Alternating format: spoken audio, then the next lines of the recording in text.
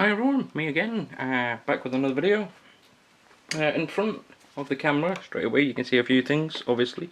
To the far left, I've been buying things for the layout when it's up and going. As you can see here, Pico Flexible Field Fencing LK45. Now this was actually sent to me by accident, as I actually ordered these here AWS ramps, which actually go in the middle of your track on a main line. As in real life, that's where they are, and that's where the train drives over to and gets told, the driver gets told by a few beeps if the line is clear, if not, a solid tone. Another thing I want to talk briefly about is this here. Just zoom out, try not to give too much away.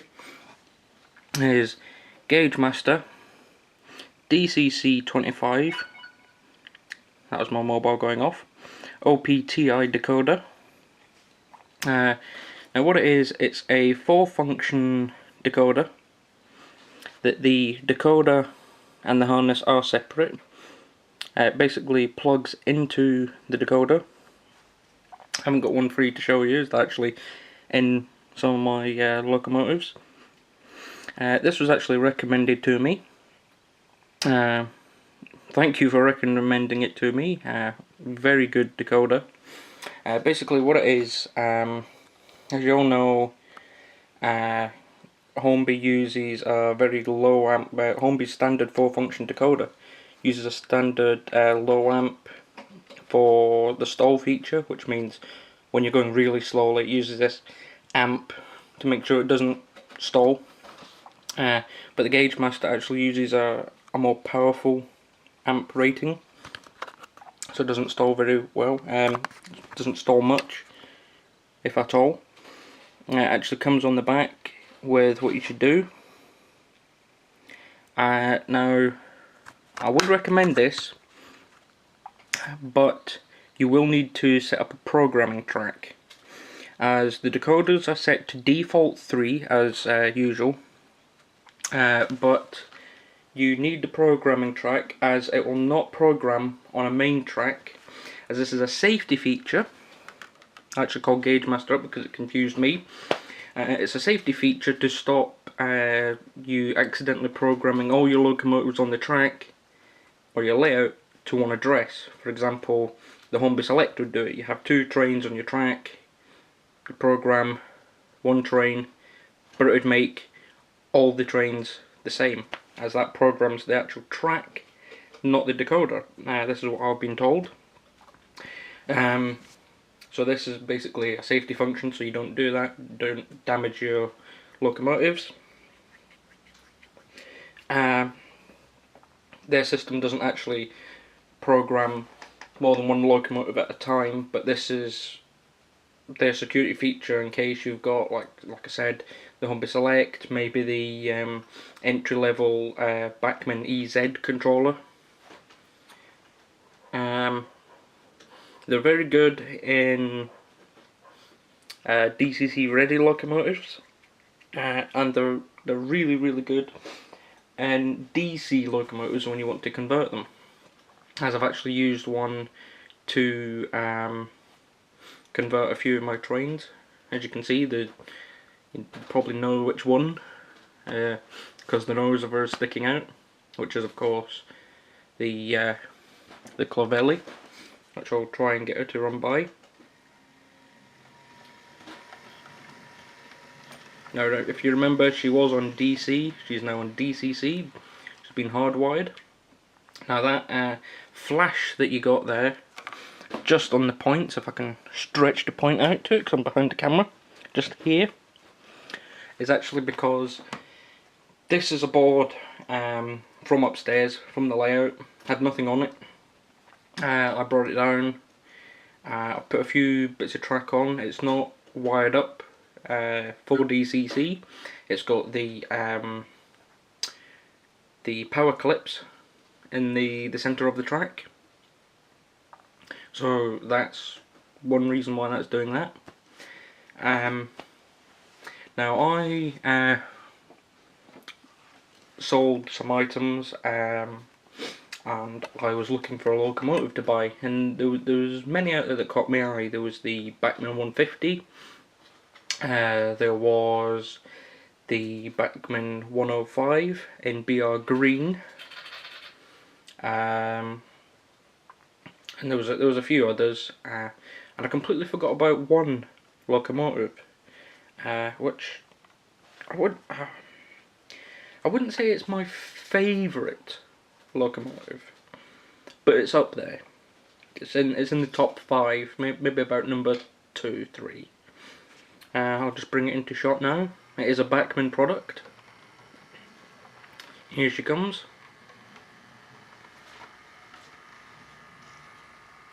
Just stop it there in front of the camera. It is, of course, a Class 47. We'll just zoom in. Now I am quite far away from the track, and the camera's in front of me, so I can't really show much. But she is numbered D1547. Now it's in BR blue, so which means this would have been about, the locomotive would have been about in the age where they were just turning from BR green to the BR blue with that logo. She's very nice details, sprung buffers, detailing on one end, factory done, which I love about Bachmann products. It's got lovely detailing all along this side. Now the one thing I don't get is up here on the roof, these areas up here, where everything else is blue and they're a silvery creamy colour. I've looked at a few Class 47s online, Wikipedia, various other sites, and they're actually black. If anyone could possibly tell me why the silver, or if there is actually, sorry about that was my phone again, or if there is actually any Class 47s with the silver on top, I would be very grateful to hear from you. You've got your warning sticker there, and then there's the other end which they put the coupling on. Now I'll zoom back out and I'll get her to go in the opposite direction, because I'm sure you saw the lights on the front. Well, you can just see the tail lights there. If I can zoom in and without giving too much away as what's in front. But there's the tail lights on her. Now as you can see, she doesn't have cab lighting. Oop. She doesn't have cab lighting. The light coming through in the cab is actually from the bulb underneath. I don't know if it's an LED or an actual bulb. It looked like a bulb when I took the body off to put a decoder in. She's 21 pin DCC ready. Now as you can see, she's not got the 3 lights at the front. She's actually got the head code numbers with the lighting behind it. Now the reason for this is, when I was younger, I'm sure you've seen them on eBay or various other sites, is there was a BR green model about I think it was the 70s, 80s, maybe 90s, that was made. It actually had the lighting behind the head code boxes like that. Now I preferred that to the 3 lights at the front. Don't know why, I just do. But I think it's a very, very good model. Once again, Bachmann have done an excellent job on this model. I'll zoom out. The reason for me being a bit hasty, not being a bit quick with talking on the camera, is actually the camera battery has got about, when I started, 20 minutes, and I'm coming up to 10 minutes now. Dun dun dun. no idea where my charger is at the moment for it. So I'll pause the video briefly and then come back with some more things in shot, and we'll go from there. Right, back with another locomotive on the line. I had to sort out some points there that were causing a few problems. I'll just bring her into shot. I'm sure you'll all remember her. It is my Britannia class. Ooh, hello.